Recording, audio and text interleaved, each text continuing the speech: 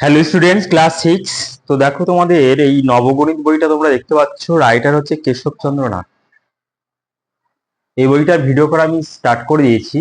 তো আমার টার্গেট হচ্ছে যে টোটাল এই বইটার ভিডিও করা, মানে ভিডিওর মাধ্যমে তোমাদের অঙ্ক শেখানো।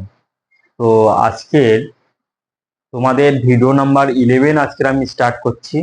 এই চ্যানেলে যদি তোমরা নতুন হও তাহলে এই চ্যানেলটাকে অবশ্যই সাবস্ক্রাইব করে রাখবে এবং পাশে থাকা ওয়াল নোটিফিকেশন অন করে রাখবে, যেন এর পরের ভিডিও আপলোড করার সাথে সাথে যেন তোমরা পেয়ে যাও। তো অঙ্কের বেসিক স্ট্রং করতে গেলে প্রথমত কেশবচন্দ্র নাগের যে বইটা আছে, এই বইটা তোমাদের ভালো করে প্র্যাকটিস করতে হবে, তাহলে অঙ্কের বেসিকটা স্ট্রং হয়ে যাবে।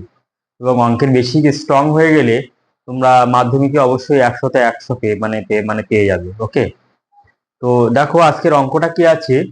2000 ও 3000 মধ্যবর্তী কোন কোন সংখ্যা 237 দ্বারা বিভাজ্য, এটা হচ্ছে অঙ্ক। তাহলে অঙ্কটা দুই রকম নিয়মে হয়। তাহলে প্রথম নিয়মটা আমরা করব যে 2000 কে, এই 2000 কে 237 দিয়ে প্রথমে ভাগ করব।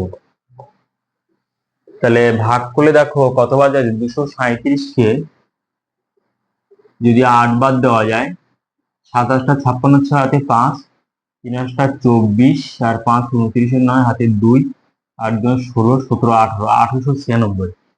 তাহলে এরপরে 9 বার দিলে বেশি হয়ে যাবে, তার মানে 8 বারই আসবে। তাহলে কত হবে, 1896। মাইনাস করলে 4 হবে, হাতে 1, 9 কে 10, 10 মিডিল শূন্য হাতে 1, কাটাকে 9, 10 1 হলে হাতে 1, 1 1 2, বাম ফেলে শূন্য বসলে 104। তাহলে এবার কি করব, যে 237 থেকে মাইনাস করব 104। এই 104টা মাইনাস করে দেবো। তাহলে কত হচ্ছে, 4 আর 3 7 হলে, আর এখানে 3 নামবে, আর এখানে 1 2 133। তাহলে কেন আমরা এখানে মাইনাস করলাম এই কারণে, 237 থেকে 104 মাইনাস হবে এই কারণে, আমরা দেখব যে 2000 পরবর্তী কোন সংখ্যা 237 দিয়ে বিভাজ্য, সেই সংখ্যাটা পাওয়ার জন্য আমরা এই ভাজক থেকে ভাগশেষ এখানে বিয়োগ করলাম। যদি 2000 আগের সংখ্যা চাইতো যে 237 দ্বারা বিভাজ্য, তখন কি করতাম, এই 2000 থেকে মানে এই 104 বিয়োগ করে দিতাম। বিয়োগ করলে যে সংখ্যাটা হতো সেটা হচ্ছে 2000 আগের যে সংখ্যাটা, যে সংখ্যাটা 237 দিয়ে বিভাজ্য। তাহলে 237 পরবর্তী 2000 পরবর্তী কোন সংখ্যা 237 দ্বারা বিভাজ্য, সেটা নির্ণয় করতে গেলে আমরা কি করব, যে প্রথমে 237 থেকে 104 বিয়োগ করে দিয়ে যে সংখ্যাটা পাবো, সেই সংখ্যাটা যোগ করলে, 2000 সাথে যোগ করলে যে সংখ্যাটা পাবো, সেই সংখ্যাটাই হচ্ছে 237 দিয়ে বিভাজ্য। এবার আমরা লিখব, অতএব 2000 যোগ 133। তাহলে কত যোগ করলে কত হবে, 2133, তাই না? তাহলে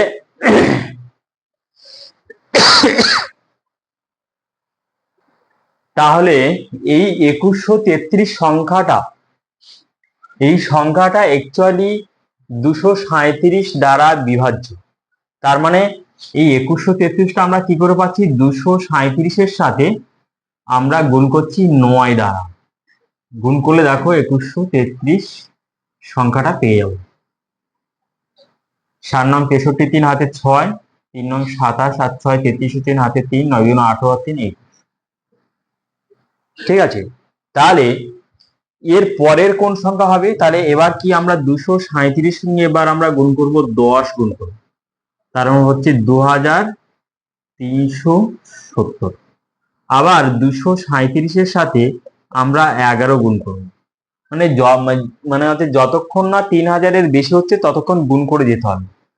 237 সাথে 11 গুণ করলে তাহলে কত হবে, তাহলে 237 এখানে লিখে দিতে হবে, আর এখানে 7, এখানে 3, এখানে 2, 7 হলে 7 10 হলে 1, 3 আর 3 6, 2, 2607। 2607, ঠিক আছে। তাহলে 2607 হচ্ছে, তারপরে এর সঙ্গে আমরা কত গুণ করব, যে 237-এর সাথে এবার 12 গুণ করব। তাহলে 12 গুণ করলে কত হচ্ছে, 237, 12 গুণ করে দেখি, 7 গুণ 14, 4 হলে 1, 3 6 রাখে 7, আর 2 গুণ 4, 7 3 2, 4 7 4 14, 4 হলে 1, 3 4 4 8, আর 2 2814। তাহলে 2814 এটা হচ্ছে 237 দিয়ে মানে বিভাজ্য। এবার 237-এর সাথে আমরা গুণ করব 13 গুণ করব। তাহলে 237-এর সাথে 13 গুণ করে দেওয়া যাক, দেখা যাক কি হয়। 3 7 21, 1 হাতে 2, আর 3 থেকে 9, আর 2 11 হলে 1, 3 6 রেখে 7, 7 3 2, তার কত 1 8, 10 হলে 1 বেরিয়ে 3, 3081। তাহলে কত হচ্ছে, 3081। অ্যাকচুয়ালি 3000-এর থেকে অনেক মানে মনে হচ্ছে বেশি হয়ে যাচ্ছে। তাহলে এবার লিখতে হবে, অতএব 237 যা যা নির্ণীয় সংখ্যাগুলি হলো, যে 2000 ও 3000, 2000 ও 3000 এর মধ্যবর্তী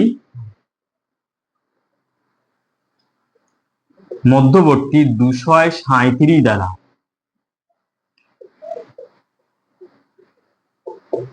বিভাজ্য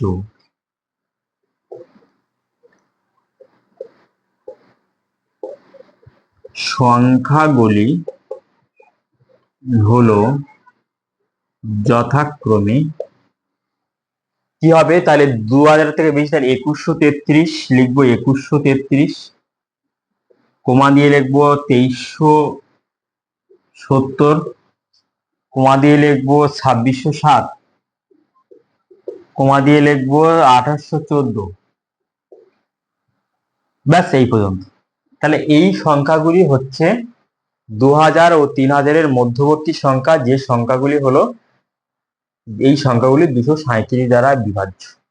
এবার প্রথম যে অঙ্কটা আমরা যে মানে প্রথম পদ্ধতি করলাম, তাহলে এই পদ্ধতিটা অবশ্যই তোমাদের মনে প্রশ্ন হতে পারে যে 237 দিয়ে আমরা 2000-কে ভাগ করলাম, কিন্তু এখানে 3000 কি দোষ করলো? 3000 কেউ তো আমরা ভাগ করতে পারতাম, তাই না? আচ্ছা, প্রথম প্রশ্ন হচ্ছে যে অঙ্ক মানে হচ্ছে লজিক, যে প্রত্যেকটা লাইনের সাথে লাইন একটা লজিক দিয়ে দিয়ে হয়, যে অঙ্ক কোনো ব্যাখ্যা ছাড়াই যে এরকম হয় ইতিহাস সাবজেক্টের মতো, এরকম না, যে লজিক অবশ্যই আছে। তাহলে প্রথম কথা হলো যে আমরা 237-কে 2000, মানে 2000-কে 237 দ্বারা কেন মানে ভাগ করব? তার কারণ হচ্ছে আমরা দেখতে চাই যে 237 দ্বারা বিভাজ্য এমন সংখ্যা চাই, যে আমরা দেখতে চাই যে 2000 আগে বিভাজ্য কিনা।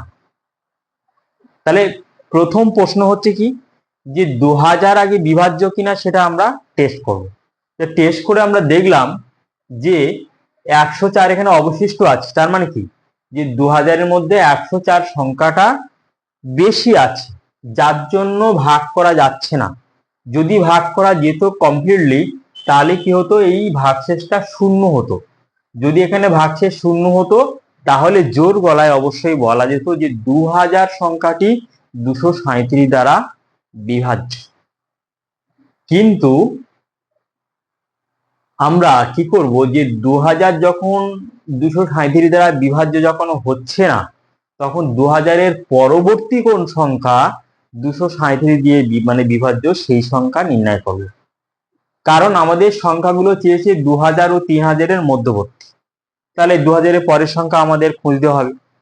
তাহলে আমরা কি করব, সেই পরের সংখ্যা খুঁজতে গেলে নিয়মটা কি, যে এই ভাগটা করার পরে এই মানে ভাজক থেকে, অর্থাৎ 237 থেকে 104 আমাদের বিয়োগ করতে হবে। বিয়োগ করলে তাহলে একটা সংখ্যা পাচ্ছি। তাহলে এই সংখ্যাটা যদি 2000-এর সাথে যদি যোগ করে দেওয়া যায়, তাহলে আমরা কিন্তু 237 দিয়ে বিভাজ্য সংখ্যাটি আমরা পেয়ে যাব। পেয়ে গেলাম 2133। তা এবার প্রশ্ন হচ্ছে 2133টা 237-এর কত গুণ, তা গুণ করে দেখলাম 9 গুণ। তাহলে এই একই রকম ভাবে 9 গুণ, 10 গুণ, 11 গুণ, 12 গুণ, 13 গুণ করে দেখলাম 13 গুণের বেলায় 3000-এর থেকে বেশি হয়ে যাচ্ছে। তার মানে অ্যাকচুয়ালি 2000 ও 3000-এর মধ্যবর্তী যে সংখ্যাগুলো 237 দিয়ে মানে বিভাজ্য, সেই সংখ্যাগুলি হচ্ছে এইগুলি। তাহলে অঙ্কটা আশা করি সম্পূর্ণভাবে বুঝতে পারলে। এবার তোমাদের মনের মধ্যে আরো একটা প্রশ্ন আসতে পারে, সেটা হচ্ছে 3000 কি দোষ করেছে। তো 3000 দিয়ে তোমরা যদি অঙ্কটা করো তাহলে হবে বিকল্প পদ্ধতি। তখন কিন্তু কি করতে হবে, যেখানে 2000 থেকে পরপর যখন বেড়ে বেড়ে গেছিল, তাহলে ওখান কি করতে হবে, যে মানে 3000 থেকে কমিয়ে কমিয়ে আনতে হবে সংখ্যাগুলো। তাহলে সেটা হচ্ছে বিকল্প পদ্ধতি। সেটা এক্ষুনি দেখো আমি করছি। এবার দেখো যে বিকল্প পদ্ধতি, অর্থাৎ প্রথম পদ্ধতিতে করলাম, এটা হচ্ছে দ্বিতীয় পদ্ধতি। দ্বিতীয় পদ্ধতি মানে হচ্ছে বিকল্প পদ্ধতি। এবার আমরা কি করব, 3000-কে 237 দ্বারা ভাগ করব। তাহলে প্রথমে কতবার যাবে, 300-এর মধ্যে 237 একবার যাবে, ভাগ করলে কত হচ্ছে 3, 3 4, 6 হাতে 1, 2 3, 630। 630-এর মধ্যে এবার 3 বাদ দিলে কত হচ্ছে 237, 3 সাথে 21-এর 1 হাতে 2, 3 থেকে 9 আর 2 11 হলে 1, 3 গুণ 6 রেখে 711। তার মানে 2 বাদ যাবে, 7 গুণ 14, 4 হলে 1, আর 3 6 রেখে 7, আর 2 2 4। বিয়োগ করলে কত হবে, 6 হাতে 1, 3 7 রেখে 8, 8 আর কত 13, 5 হলে হাতে 1, 4 থেকে 5, 6, 1 হলে 156। এবার 3000 থেকে 156 বিয়োগ করতে হবে।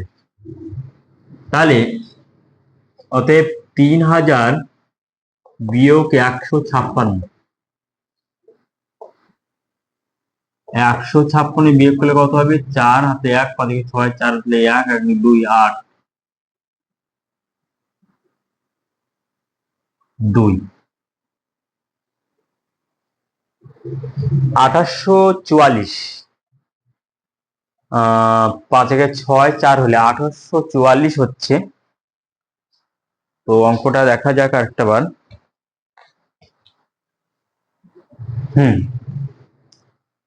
তাহলে বিয়োগ করলে হচ্ছে 2844 হচ্ছে।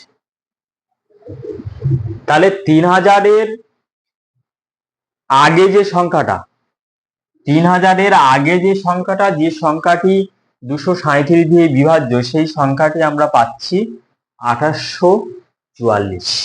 এবার এই 2844টা 237-এর সাথে কত গুণ করলে এই 2844টা মানে এই সংখ্যাটা হয়।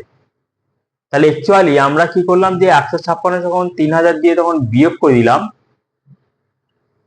তখন তাহলে দেখো এখানে এই 3000 মানে 237-এর 12 গুণ হবে, 12 গুণ হবে 2844। তার কারণ ওই 156টা এখানে বিয়োগ করে দিয়েছি, তাহলে বিয়োগ করে বাড়তি যে সংখ্যাটা তাহলে আউট করে দিলে রিমেইনিং যে সংখ্যাটা থাকবে সেই সংখ্যাটা 237 দিয়ে বিভাজ্য, অর্থাৎ 237-এর 12 গুণ। এবার কমিয়ে আনতে হবে, তাহলে 237-কে এবার 11 দিয়ে গুণ করতে হবে, 237-কে এবার 10 দিয়ে গুণ করতে হবে। তাহলে 237-কে 11 দিয়ে গুণ করে তাহলে কত হবে, 11 দিয়ে গুণ করলে তাহলে কত হবে, 237, 7 এখানে 3 এখানে 2, তাহলে 7 হবে, 7 আসলে 1, 0 3 3 6, 2, 2607। তাহলে 2607 হবে, এখানে কি হবে, ইজিক্যাল টু 2370 হবে। মানে যতক্ষণ না 2000-এর কম হচ্ছে ততক্ষণ গুণ করে যেতে হবে। তাহলে 237-এর সাথে তাহলে 9 গুণ করতে হবে। 237 9 গুণ করলে তাহলে কত হবে, 7 9 63, 3 হাতে 6, 3 নং 7 আর 6 33-এর 3 হাতে 3 9 3 18 3 21 2133 2133। এবার 237-এর সাথে 8 গুণ দিলে কত হবে? 7 56 সাথে 5 3 3 24 24 5 29-এর 9 হাতে 2 আর 16 17 18 1896। তাহলে 1896 তে অ্যাকচুয়ালি 2000 থেকে কম আছে। তাহলে লিখতে হবে যে অতএব বিকল্প পদ্ধতিতে যে অতএব 2000 ও 3000-এর, তাহলে 2000 ও 3000-এর মধ্যবর্তী 237 দ্বারা বিভাজ্য সংখ্যাগুলো হলো যথাক্রমে এই সংখ্যাগুলি। তাহলে একই উত্তর বার হলো আগের পদ্ধতিতে, আর এই পদ্ধতিতে একই উত্তর বের করে দিলাম। তাহলে আজকের ভিডিও এই পর্যন্ত। এর পরের ভিডিও তোমরা পেতে গেলে এই চ্যানেলটাকে অবশ্যই সাবস্ক্রাইব করে রাখো এবং পাশে থাকা অল নোটিফিকেশন অন করে রাখো। ওকে।